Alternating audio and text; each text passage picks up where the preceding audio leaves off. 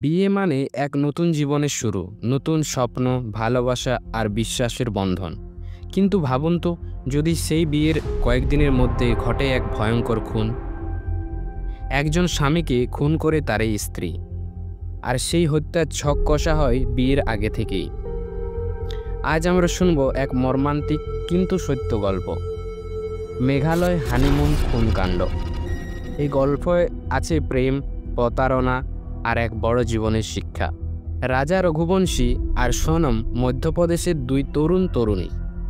2025 সালের 11ই মে পরিবার আর আত্মীয় স্বজনের উপস্থিতিতে তাদের বিয়ে হয়। সবাই খুশি, নতুন এক জুটি জীবনের শুরু।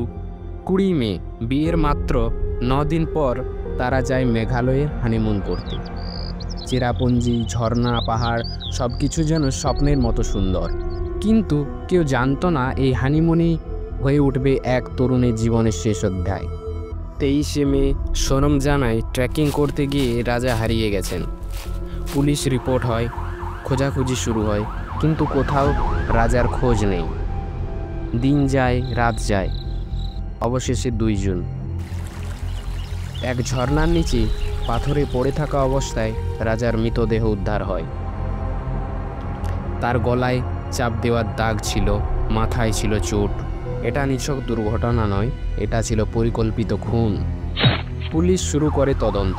তারা দেখে সোনম তার এক পুরনো পরিচিতি রাজ কুশওয়া নামে নিয়মিত ফোনে কথা বলছিল।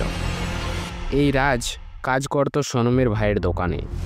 জিজ্ঞাসাবাদে জানা যায় সোনম আর রাজ বিয়ের আগেই ঠিক করেছিল রাজাকে হত্যা করবে।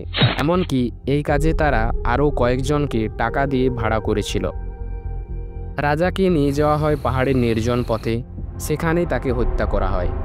9 জুন সোনম ধরা পড়ে উত্তরপ্রদেশে। তার সঙ্গে থাকা লোকজনকেও ধরা হয়।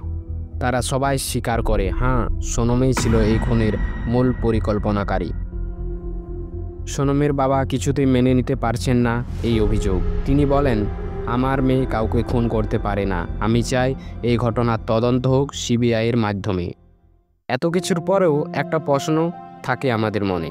একটা বিয়ে যার শুরু ছিল এত ভালোবাসায় ভরা, শেষ হলো এক ভয়াবহ হত্যায়। ভালোবাসা যদি সত্যিই থাকে, তাহলে কি এমন হতে পারে? ঘটনার মধ্যে আমরা যা শিখলাম, বন্ধুরা, আজকের গল্প আমাদের একটা বড় শিক্ষা দেয়। বিশ্বাস, সম্মান আর সত্যিকারের ভালোবাসা ছাড়া কোনো সম্পর্ক টিকে না। প্রতারণা, লোভ আর ভুল সিদ্ধান্ত শুধু একজন নয়, অনেক জীবন ধ্বংস করে দিতে পারে। সোনম হয়তো চেয়েছিল নিজের পছন্দের মানুষকে, কিন্তু সে যে পথ বেছে নিয়েছিল তা ছিল অপরাধে ভরা, বেআইনি আর অমানবিক।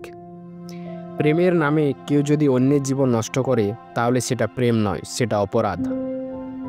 বন্ধুরা, ভালোবাসা মানেই বিশ্বাস, আর সম্পর্ক মানেই দায়িত্ব।